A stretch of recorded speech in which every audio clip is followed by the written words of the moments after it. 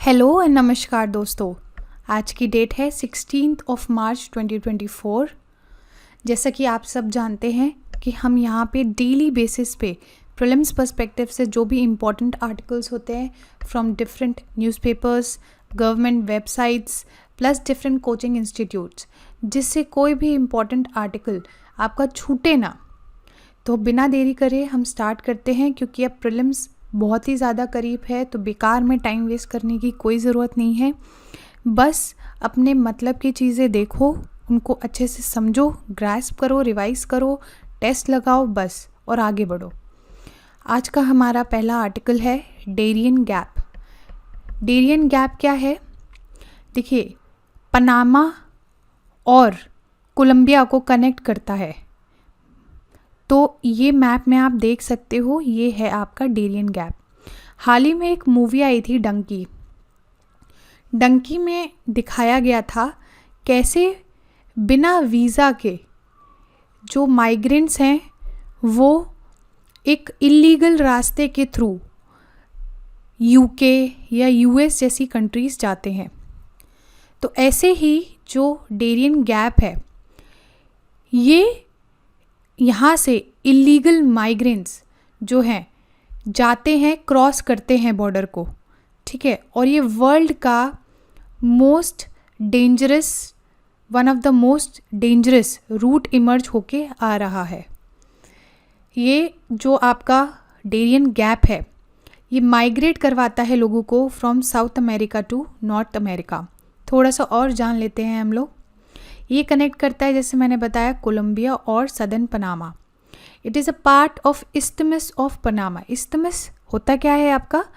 एक narrow piece of land होता है, छोटा सा, जिसके दोनों साइड क्या होता है? पानी होता है, और ये बड़े बड़े दो लैंड मासेस को कनेक्ट करता है। तो इसी को क्या कहते हैं? इस्थमस। यहाँ पे जो क्लाइमेट है आपका काफ़ी हॉट और ह्यूमिड यानी कि उमस वाला है, जहाँ पे ट्रॉपिकल रेन फॉरेस्ट हैं, मैंग्रोव स्वैम्स हैं, लो माउंटेन रेंजेस हैं विद क्लाउड फॉरेस्ट वेजिटेशंस। तो ये मैप में काफ़ी इम्पॉर्टेंट हो जाता है, इसको देख लेना, अच्छे से लोकेट कर लेना। नेक्स्ट आर्टिकल है हमारा नाना जगन्नाथ शंकर सेठ से रिलेटेड। महाराष्ट्रियन कैबिनेट ने मिनिस्ट्री ऑफ रेलवे से पूछने की कोशिश की है या पूछेंगे कि जो मुंबई सेंट्रल स्टेशन है उसका नाम बदल के नाना जगन्नाथ शंकर सेठ पे रख दिया जाए, क्योंकि ये बहुत ही बड़े एक सोशल रिफॉर्मर थे, एजुकेशनिस्ट थे, फिलैंथ्रोपिस्ट थे, यानी कि लोगों की मदद करने वाले थे, जिनका जो नाम है वो सिर्फ इंडियंस में ही नहीं, अमंग ब्रिटिश भी काफ़ी फेमस था। 1803 से 1865 तक इनकी कार्यकाल था या फिर ज़िंदगी थी, और ये इंस्पायर थे merchant and philanthropist sir Jamsetjee Jejeebhoy. यहाँ फ़ोटो देख लीजिए। इन्होंने काफ़ी कुछ कंट्रीब्यूट किया है मुंबई के आर्किटेक्चर पे, यानी कि बहुत पैसा और आइडियाज़ लगाया है मल्टीपल सेक्टर से, जिससे इस सिटी का निर्माण हो सके। एजुकेशन के लिए भी काफ़ी सारा जो लैंड है डोनेट किया है, और लड़कियों की एजुकेशन को भी इन्होंने प्रमोट किया था। इन्होंने नेटिव स्कूल ऑफ बॉम्बे को बनाया था या फाउंड किया था, जिसके बाद उसका अलग अलग नाम से जानने लगे, जैसे बॉम्बे नेटिव इंस्टीट्यूशन, फिर board of education, finally Elphinstone college.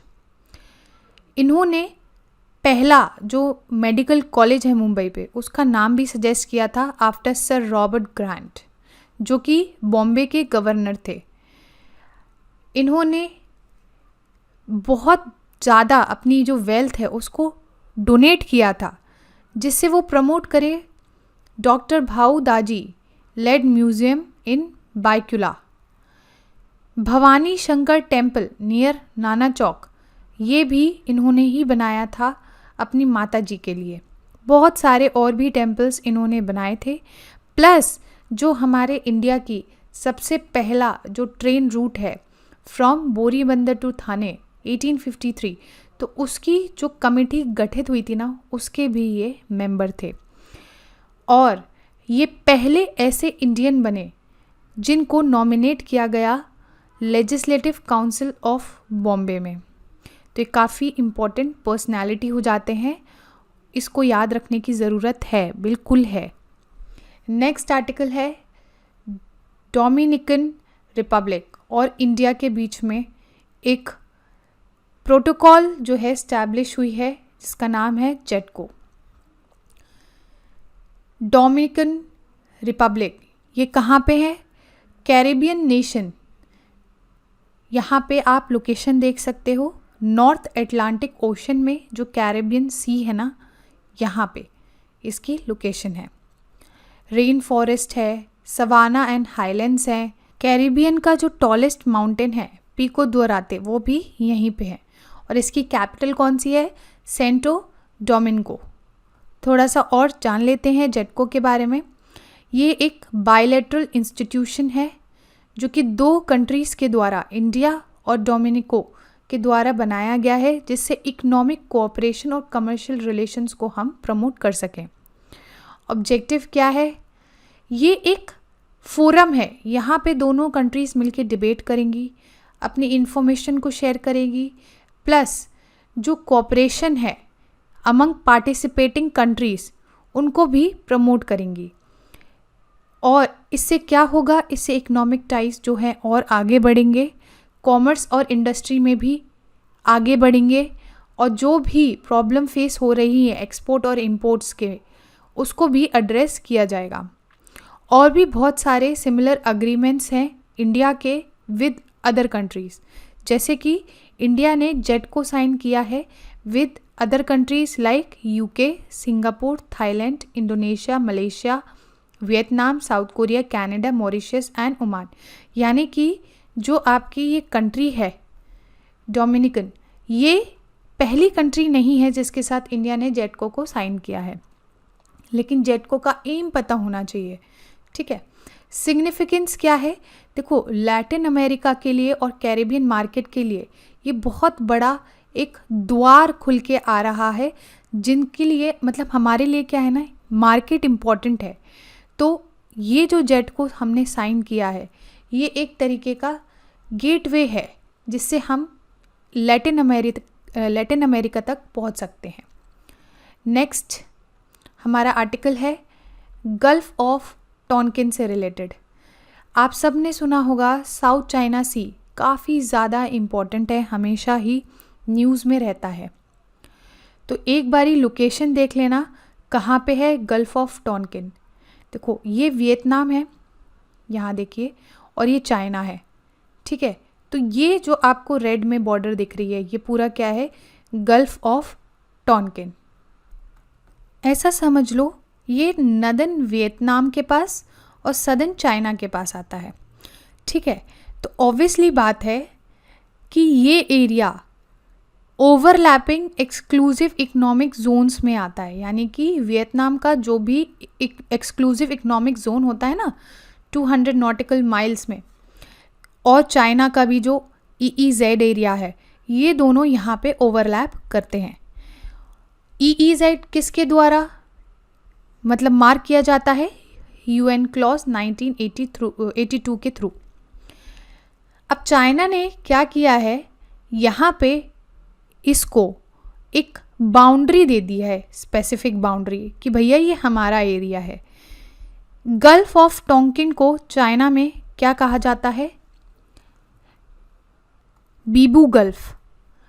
अब देखो, पहले ना वियतनाम और चाइना के बीच में इस रीजन में काफ़ी फ्रेंडली रिलेशंस थे, यानी कि इन दोनों को कोई भी प्रॉब्लम नहीं थी जैसे पूरे साउथ चाइना में प्रॉब्लम है।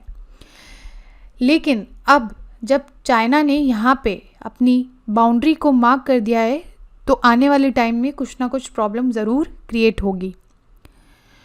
जो रेड रिवर है इसी गल्फ में अपना पानी देती है, बहाती है। नेक्स्ट आर्टिकल है हमारा ह्यूमन डेवलपमेंट रिपोर्ट से संबंधित। इसका टाइटल है breaking the gridlock reimagining cooperation in a polarised world. जो ह्यूमन डेवलपमेंट रिपोर्ट है ये किसके द्वारा रिलीज़ की जाती है? यूनाइटेड नेशंस डेवलपमेंट प्रोग्राम के द्वारा। जो आपका इंडेक्स है वो क्या बताता है? इंडेक्स सिंपल सी बात है, जो डिफरेंट कंट्रीज़ हैं पूरे वर्ल्ड में उनकी रैंकिंग बताता है पर्टिकुलर पैरामीटर्स पे। ठीक है, की फाइंडिंग्स के बारे में हम बात कर लेते हैं। HDI बताता है कि जब पेंडेमिक का टाइम था तो काफ़ी ज़्यादा जो आपका HDI था वो डिक्लाइन हो गया था, लेकिन अब 2023 में HDI जो है आपका इंक्रीज़ हुआ है। बहुत सारी कंट्रीज़ में जो इनइक्वालिटी हो गई थी अब वो रिकवर हो रही है, यानी कि वेल्दी कंट्रीज़ ज़्यादा जल्दी से रिकवर कर रही हैं, लेकिन अभी भी जो पुअर कंट्रीज़ हैं वो स्ट्रगल कर रही हैं।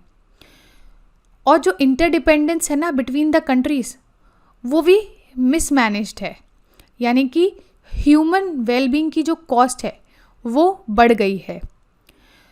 अब ये मिसमैनेज इंटरडिपेंडेंस किसकी वजह से है? लाइक कॉन्फ्लिक्ट्स की वजह से है, परसिक्यूशंस की वजह से है, ह्यूमन राइट्स वायलेशन की वजह से है। जो डेमोक्रेसी का पैराडॉक्स है, यानी कि हम डेमोक्रेसी को प्रमोट तो करते हैं, यानी कि हम सपोर्ट तो करते हैं, लेकिन हम लोग उन लीडर्स को लाइक करते हैं जो कि डेमोक्रेसी को अंडरमाइन करते हैं। तो ये चिंताजनक बात है। HDI के परफॉर्मेंस की बात कर ले तो 2022 में इंडिया की जो रैंकिंग थी 134 थी आउट ऑफ 193 कंट्रीज़, और HDI की जो वैल्यू थी वो इंक्रीज़ होके हो गई थी 0.644। इंडिया ने काफ़ी अच्छा परफॉर्म किया था लाइफ एक्सपेक्टेंसी में, एजुकेशन में, gross national income per capita में। हालांकि इंडिया को मीडियम ह्यूमन डेवलपमेंट कैटेगरी में डाला जाता है, और जो फर्स्ट कैटेगरी है वो स्विट्ज़रलैंड को मिली है, फिर नॉर्वे, फिर आइसलैंड। और क्या रिकमेंडेशंस है इस रिपोर्ट की? ये कहता है कि भैया जो पॉलिटिकल पोलराइजेशन हो रहा है, यानी कि ये जो मिस इन्फॉर्मेशन हो रही है, लोग अपनी जो व्यूज़ हैं एक तरफा जा रहे हैं, इसको हटाना चाहिए, एक फेयर कंपटीशन लाना चाहिए। जो आपके ग्लोबल पब्लिक गुड्स हैं उनको डिजिटलाइज करो, यानी कि प्रमोट करो टेक्नोलॉजीज़ को, और न्यू फाइनेंशियल मैकेनिज़म्स को भी डेवलप किया जा सके, जिससे जो ह्यूमैनिटेरियन असिस्टेंस है वो मिल सके टू लो इनकम कंट्रीज़। तो ये था हमारा आज का discussion, short and crisp. Thank you very much for the discussion.